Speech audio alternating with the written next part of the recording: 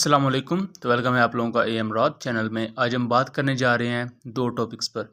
एक, Pakistan armed forces ने बहुत अरसे के बाद एक मैसिव ऑपरेशन किया है जिसमें अपने एयर एसेट्स के साथ साथ आर्टिलरी को हमने वज़ीरिस्तान के एरियाज़ में यूज़ किया है।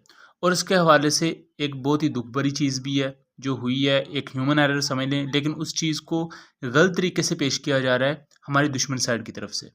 उसके अलावा दूसरा बात करें तो पेंटागन ने वीडियो रिलीज़ की है जिसमें हम देख सकते हैं कि SU-27 एयरक्राफ्ट टकराता है अमेरिकन MQ-9 प्रेडेटर ड्रोन से। और इसको अगर एनालाइज करें तो रशिया का जो क्लेम था इस बारे में वो हमें गलत नज़र आता है और जो अमेरिकन क्लेम था वो सही नज़र आता है। तो इस पर बात करते हैं, लेकिन वीडियो में आगे बढ़ने से पहले आप चैनल को सब्सक्राइब कर लें, हमारी वीडियोज़ को और शेयर कीजिएगा।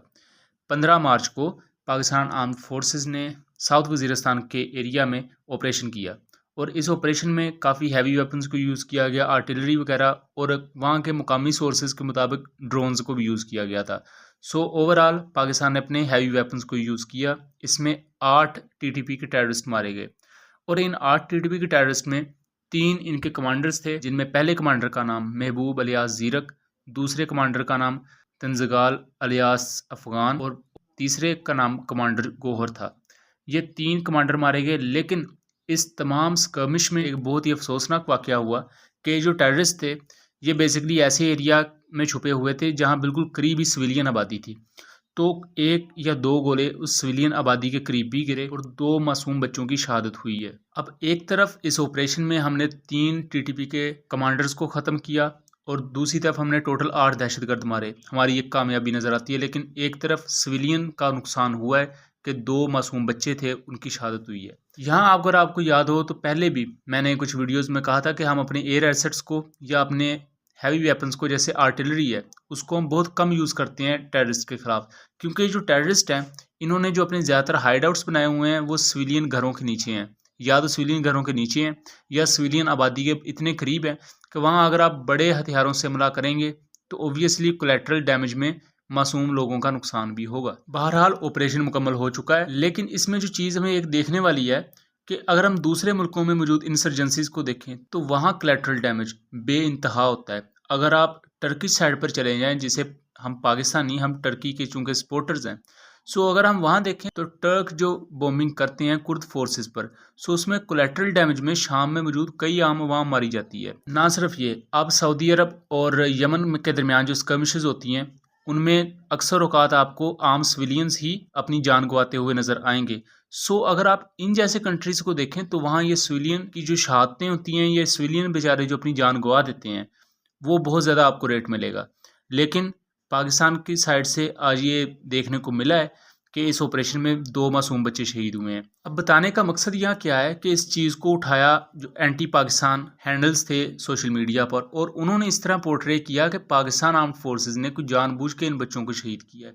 हालांकि ये फायरिंग के तबादले में शहादतें हुई, हो सकता है ये जब टेररिस्ट ने वहाँ फायरिंग की या पाकिस्तान आर्म्ड फोर्सेस के वहाँ जवान भी थे, तो आपस में जब फायरिंग का तबादला हो रहा था उस दौरान ये बेचारे बच्चे शहीद हुए सिविलियन साइड पर। लेकिन उसे सोशल मीडिया पर पोर्ट्रे किस तरह किया गया कि जैसे जानबूझ के इन बच्चों को शहीद किया गया है। सो कोलेट्रल डैमेज होता है, लेकिन इसी वजह से पाकिस्तान आर्म्ड फोर्सेस बहुत कम कोशिश करती है कि अपने एयर एसेट्स को यूज़ किया जाए या अपनी आर्टिलरी टाइप हैवी वेपन्स को यूज़ किया जाए। हालांकि वज़ीरिस्तान में पूरी की पूरी आर्टिलरी कोर्स वगैरह मौजूद हैं और यहाँ अगर ये ह्यूमन एरर है तो इसकी इंक्वायरी होनी चाहिए। लेकिन इस सब का मतलब ये हरगिज़ नहीं है कि TTP पर कोई हाथ हल्का रखा जाए या उन्हें छोड़ दिया जाए।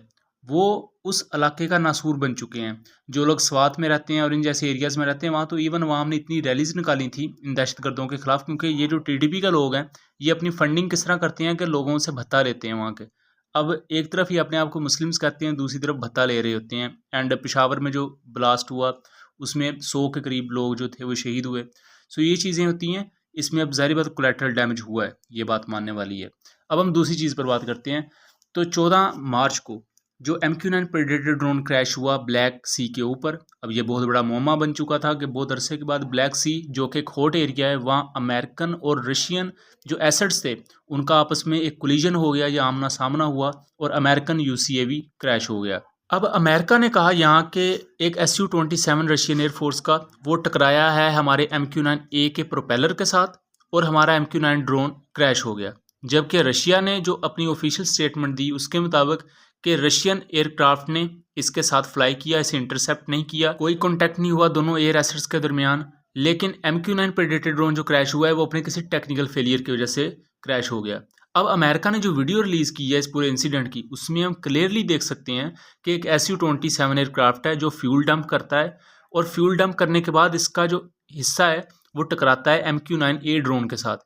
अब यहाँ देखा जाए तो रशियन जो नैरेटिव है वो झूठा पड़ता हुआ नजर आता है हमें, क्योंकि रशिया ने तो कहा था कि हमारे एयरक्राफ्ट ने ना कोई फ्यूल डंप किया, ना हमारा एयरक्राफ्ट टकराया अमेरिकन ड्रोन की वजह से, बल्कि हमारा एयरक्राफ्ट उसके साथ साथ उड़ता रहा है और अमेरिकन ड्रोन किसी टेक्निकल फेलियर की वजह से क्रैश हो गया। जबकि उसी से अगले दिन यानी कि 15 मार्च को जर्मन एंड रॉयल एयरफोर्स के यूरोफाइटर टाइफून्स ने एस्कॉर्ट किया एक Russian IL-78 mid air refuelling aircraft को भी ब्लैक सी के ऊपर, यानी कि नेटो और रशियन एयरफोर्स आमने सामने ऑलमोस्ट आई हुई हैं ब्लैक सी के एरिया के ऊपर। और यहाँ ये MQ-9 प्रेडेटर ड्रोन क्यों था?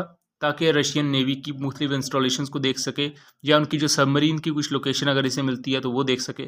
बहरहाल अब यहाँ अगर हम वीडियो और फैक्ट एंड फिगर्स को सामने रखें तो यहाँ रशियन जो क्लेम था इस पूरे इंसिडेंट का वो हमें झूठा पड़ता नजर आता है, और यहाँ अमेरिकन जो क्लेम था कि हमारे UCAV के साथ Su-27 टकराया है, और अमेरिका ने यह भी बाद में क्लेम किया था इनके एक पेंटागन के जनरल ने कि Su-27 का नुकसान भी हुआ है। अब आने वाले वक्त में देखना दिलचस्प होगा कि रशिया अब इस नुकसान को मानता है कि उनके Su-27 को भी चूंकि कोलाइड हुआ था तो उसको कोई नुकसान पहुंचाया या नहीं। तो आपका इसके बारे में क्या ख्याल है? अपनी आराज़ से ज़रूर आगाह कीजिएगा। मिलेंगे अगली वीडियो में, तब तक के लिए अल्लाह हाफिज़।